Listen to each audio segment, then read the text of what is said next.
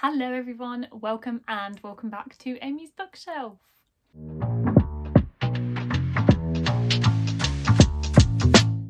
So this year I have done two very popular videos, the first one being a tour of my lovely book room, and the second one where I basically count all of my books and share how many I've read and how many I haven't read.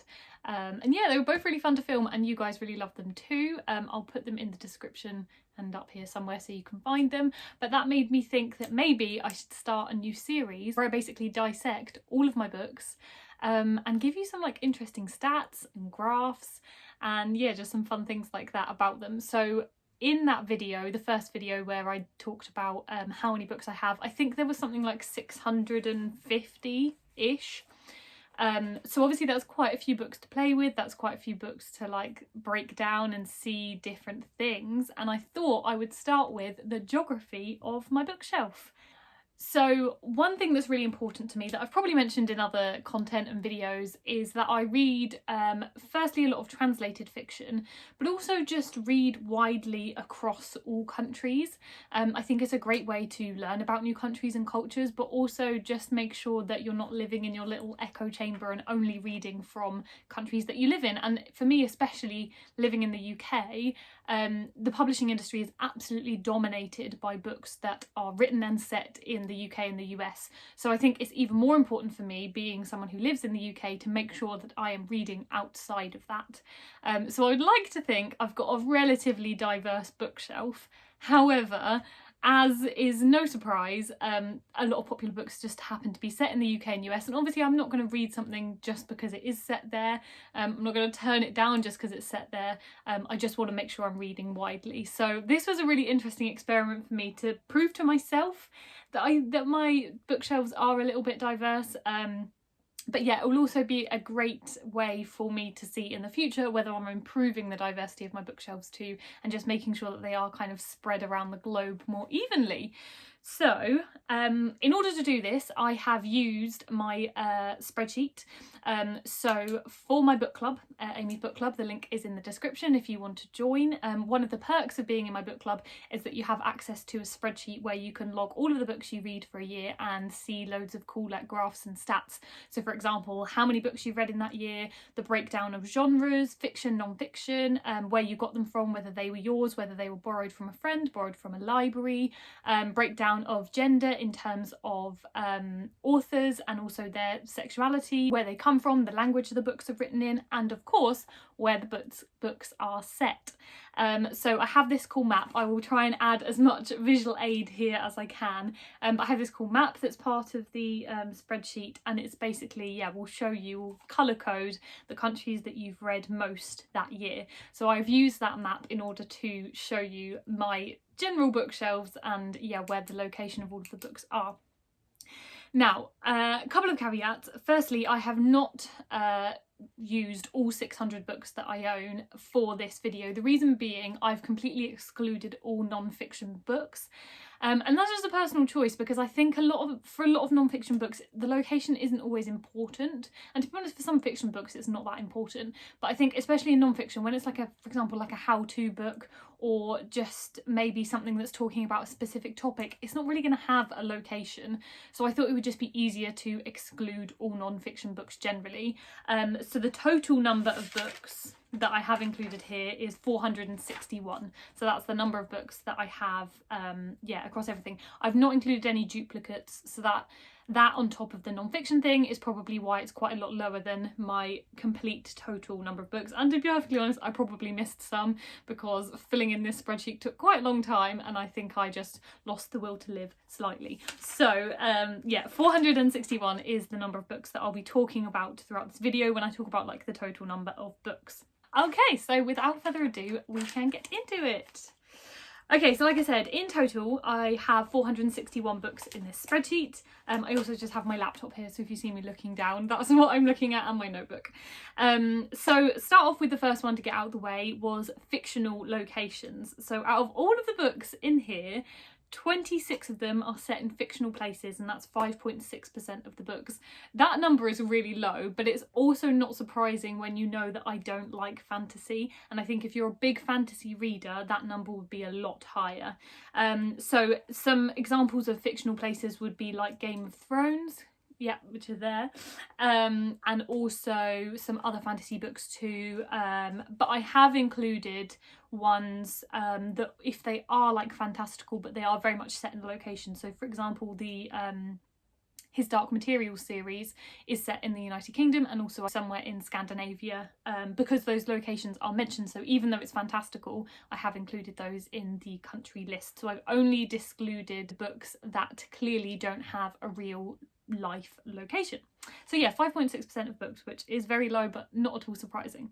So now on to the two very chunky ones, and that is the United Kingdom and the United States. Now it will come as no surprise that these two are the biggest in terms of the geography of my bookshelf, and I knew they were going to be the biggest, but I was still interested to see how big they actually were. So in the UK, which does include Scotland and Northern Ireland, that is 126 books, which is 27.3% of my bookshelf, and the United States is 184 books, which is 39.9% of my bookshelf. Combined is 310 books, so well over half, which is 67.2%.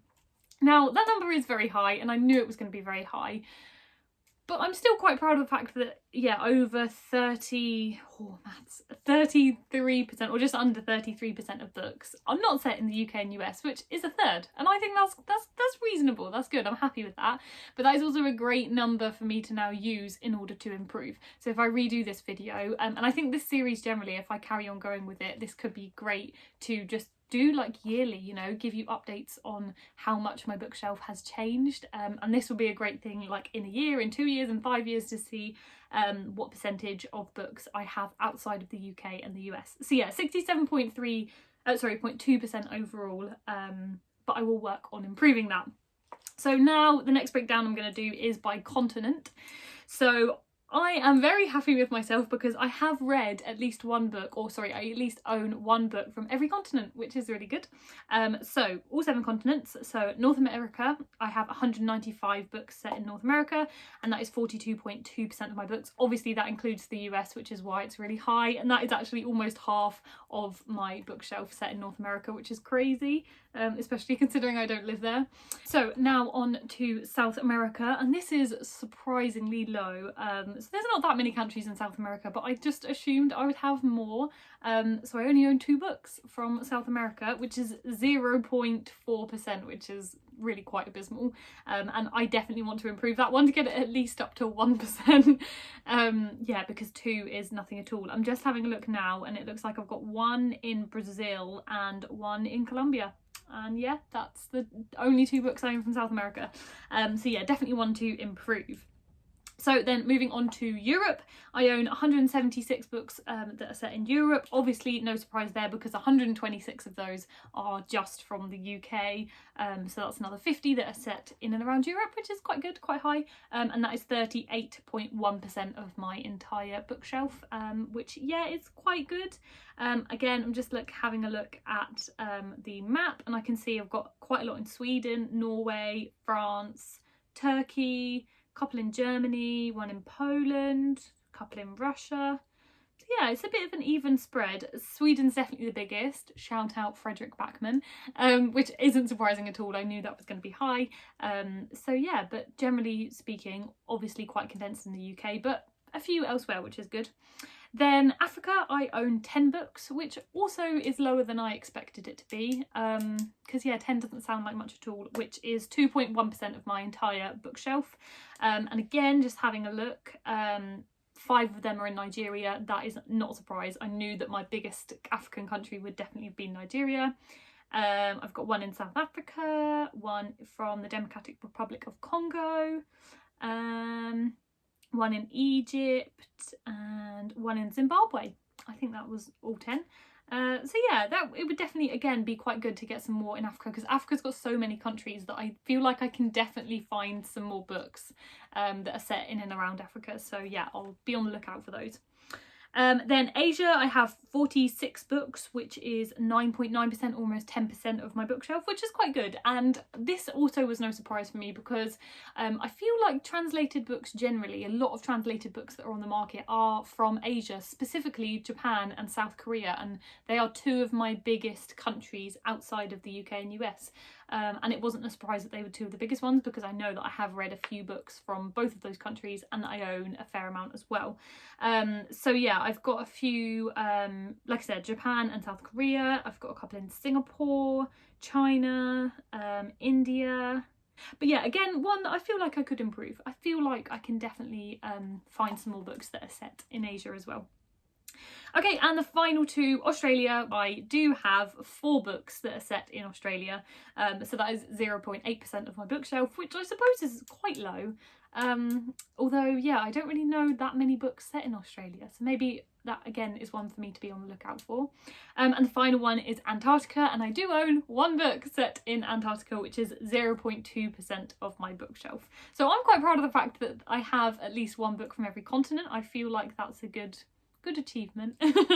Then going on to what I said earlier, apart from the UK and the US, my top countries are Japan, 16 books from Japan, which is 3.4%, Sweden, 9 books, 1.9%. The vast majority of those are Frederick Backman. In fact, I think all but like 1 of them are Frederick Backman books. Then South Korea, I've got 8, which is 1.7%. Turkey, I've got 7, which is 1.5%. France is also 7, so 1.5%. Norway, I've got 6 books, which is 1.3%. And Nigeria, I have 5 books, which is 1%. So yeah, it's like I said, I'm quite happy with the spread, but I feel like I can do better. And what I wanted to show you, I'll put it up here again, is if I remove the UK and the US from my map, because my map I feel like is very, very skewed by those two, because it means that you can't really see the rest of the countries. And when you see the map without those 2 countries, I feel like it looks so much better. And you can really see the spread. You can see that I have read like in every continent, and I own a lot of books from every continent, which yeah, is really great. So I feel like maybe I should do 2 maps. One of them ignoring the UK and US because they do skew the data.